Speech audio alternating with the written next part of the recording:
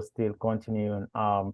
So take me from 1865 in the 90s, the 1960s, let's say 100 years later, right?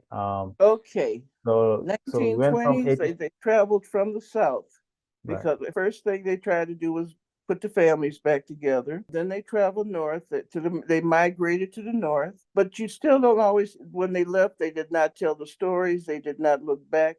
Doing genealogy, my question was, how did my family get from Tennessee, Mississippi to Illinois? Mhm. And they said, well, that's when the family cousins got killed, when they were lynched. And I'm like, never heard the story. How did I found out another cousin I doing genealogy found that in August 31st, September 1st, 1894, 30 years later, there were six family members, cousins, brothers, brother-in-laws. They were arrested by the sheriff. They supposedly missed the train to take them to the next city. So they put them on a wagon. They drove them through a dark area on the wagon.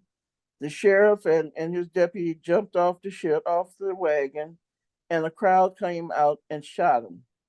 They shot my cousin's great grandfather so bad he was nearly decapitated. His head was hanging. The wagon was full of bullet holes, and so they killed all six of them. They all had large families, and some went to Illinois, some went to St. Louis, Missouri, some Chicago, some Sandusky in Lower Illinois, some went to Georgia. They just spread the names. Some kept the name that they had been using as slaves. Others changed their names entirely. Then they in 1890 the census record. Now 1860 they did not have a black person's name on the census. Wow. They had a slave record, and all it said was man 35 shoemaker. It did not give you his name. It did not tell you how many people above his name or below his name was his wife, his children, or whatever. It just said 35-year-old man, 32-year-old woman, 12-year-old.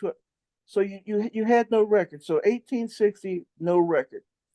1870, 5 years after the slavery was supposedly ended, now you start seeing Amos. Amos had a wife named Lucinda. Amos was had been a slave was had been free for so many years. He was approximately 45 years old, so now you can figure out approximately when he was born, but you still really did not necessarily know where he was born. Found out that in addition to the wife, there were 11 other people in the house. You think that they're all families. They may or may not have been, because they may have all just came off the same plantation, shared the same last name. They may have just all been living together because that was the easiest thing to do. Now they're sharecroppers because of 1865. They've got their freedom, and they started spreading out slowly. As I say, some stayed in the South as farmers, but they were sharecroppers and had to pay part of their food back to the slave to the plantation owner.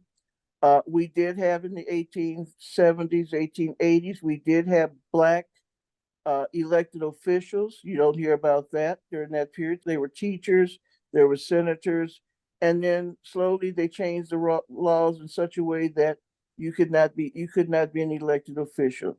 Some went to the north. During the slavery times, you heard about the Underground Railroad that ran to Canada. But there were two Underground Railroads.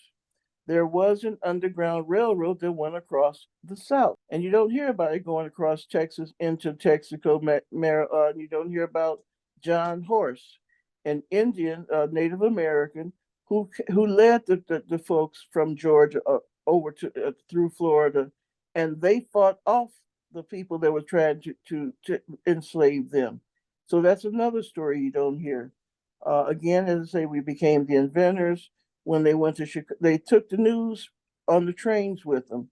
The conductors on the trains would carry the newspapers, the Memphis paper to the north, the Chicago paper to the south, which was the Chicago Defender. They would carry them on under. They would hide them on the train. Sometimes they would hide people that were running from the people in the South. They would carry them on the train, and this is how the news passed from the North to the South. During genealogy, I pulled up copies of the Chicago Defender, and I read all the little social columns. And you would read, Cousin Albert is now in Chicago. He came to St. Louis to see his sister, who was coming in from whatever city she came in. They were there for their niece's wedding in such and such a town, and I was able to put together the names and family connections. Like I said, it was about 40 years I was able to put together that away. And this is how, this is one of the ways that we were able to connect to families. Eventually, I ended up with about 2,700 names that I had tracked down across the country over the years. My grandfather, they changed names. My grandfather's name went from Alberdine to Albert to Alfred, back to Albert again. And now, the 1890, they destroyed, accidentally, supposedly, all the census record, or the majority of the census record. So from 1880 to 1900, we lost a generation, especially if it was a woman who got married and changed her name. If she was born in 1881, and by the time, and she got married in 1895, now you're in 1900, you have no record of her because they threw away, they burned the records. So those are some of the things that we need to do for genealogy. Now you've got the DNA test, but now the DNA test is giving you a different story because, again, the plantation owner raped the women without knowing who. Sometimes they were saying that this is your child, but it was the plantation owner's child. And now you're finding out 2 generations later that you're not all Nigerian, that you're not all Ghana, that you have no Native American blood, that you're 51% Russian Jew, or something else that you have no idea, because it was just, well, what is it? Mother's baby, daddy's maybe. That was the bottom line. You really did not, you took the word of what you heard. The names were changed because the census records takers were illiterate. So your family name changed. You started off as Bond Slater, Barn Slater, Bum Slater. The spelling changes from 2 T's to 2 D's. A becomes a U. So you've got to try to follow the family tree and find out who's next door to each other to find your family that way. These are all the things that we need to teach those people who do want to know their family histories. Ancestry does pretty good, and I believe the NAACP a few years ago, they did a trip to Africa and took them to show them where they actually entered the ships coming over to America. But the majority, again, they went to South America. We did not get the majority of the people that were held enslaved. That's another part of the story. So you don't really know exactly where your family was at. A lot of them came in through South Carolina, but not. And it's a tedious job, but somebody's got to do it.